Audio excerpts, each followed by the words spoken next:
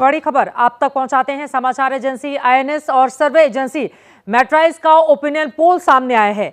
महाराष्ट्र और झारखंड को लेकर दोनों राज्यों का ओपिनियन पोल किया गया।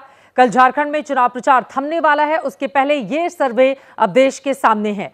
सर्वे के मुताबिक एक ही आंकड़े रखते हैं आपके सामने। महाराष्ट्र में महायुति यानी एनडीए गठबंधन को 47% वोट मिलने का अनुमान जताया जा रहा है। ये देखिए, महायुति को 47% वोट शेयर। और ये महाराष्ट्र का ओपिनियन पोल इस वक्त हम आपको दिखा रहे हैं। पीछे आप देखेंगे महाराष्ट्र का ये ओपिनियन पोल है, जहां पर महायुति को 47% वोट शेयर और 145 से 165 सीटें मिलती हुई दिखाई दे रही हैं, यानी कि बहुमत की सरकार यहां पर महायुति बनाती हुई दिखाई दे रही है। जबकि अगर एमवीए की बात करें तो वोट 41% और सीट 106 से 126 यहां पर रह जाती है। अन्य के खाते में यहां पर 12% वोट और 5 सीटें ही मिलती हुई दिखाई दे रही है। लेकिन आपको बताते चले कि महायुति के पास मौजूदा वक्त में 202 सीटें हैं और यहां पर सीटों की संख्या जरूर कम हो रही है, लेकिन उसके बावजूद 145 से 165 यानी कि बीजेपी के लिए, अजित पवार के लिए, एकनाथ शिंदे के लिए यह अच्छी खबर हो सकती है। इस वक्त की बड़ी खबर आप तक हम पहुंचा रहे हैं। इस वक्त की ब्रेकिंग न्यूज ये है, आईएनएस मैट्राइज का ओपिनियन पोल जिसके आंकड़े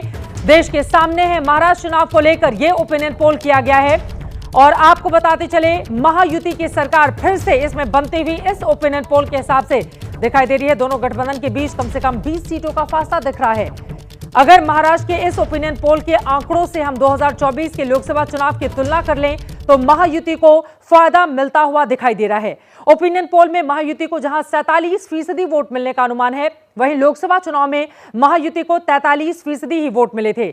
महाविकास अघाड़ी को 41% वोट अभी मिलता हुआ दिख रहा है, जबकि लोकसभा चुनाव में 44% वोट मिले थे। महायुति को 4 महीने के बाद 4% वोट का फायदा मिलता हुआ दिखाई दे रहा है इस ओपिनियन पोल के हिसाब से, जबकि महाविकास अघाड़ी को 3% वोट का नुकसान होने का अनुमान ये पोल दिखा रहा है। तो कुल मिलाकर बीजेपी के लिए, उसके सहयोगी पार्टियों के लिए अच्छी खबर अभी तक के इस ओपिनियन पोल के हिसाब से। और अब आगे बढ़ते हुए झारखंड की बात कर लेते हैं। झारखंड का जो ओपिनियन पोल सामने आया है वो क्या कहता है, उसके बारे में जल्दी से आंकड़ों पर नजर डाल लेते हैं। और यहां पर देखेंगे बीजेपी प्लस 53% वोट शेयर, यानी कि 53% एक बहुत बड़ा वोट शेयर मिलता हुआ दिखाई दे रहा है। 45 से 50 सीटें यहां पर आती हुई झारखंड मुक्ति मोर्चा, कांग्रेस और आरजेडी के गठबंधन को बहुत कम सीटें 18 से 25 सीटों पर ही सिमटता हुआ दिखाई दे रहा है। और वोट फीसदी यहां पर सिर्फ 28, अन्य के खाते में 2 से 5 सीटें जा सकती हैं 19% वोट शेयर के साथ। यानी कि बीजेपी के लिए एक तरफ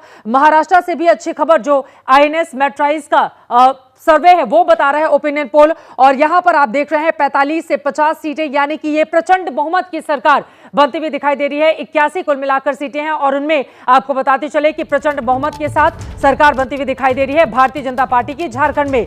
यह अब तक का ओपिनियन पोल आपके सामने रखा है। आईएनएस मैट्राइज का ये ओपिनियन पोल है।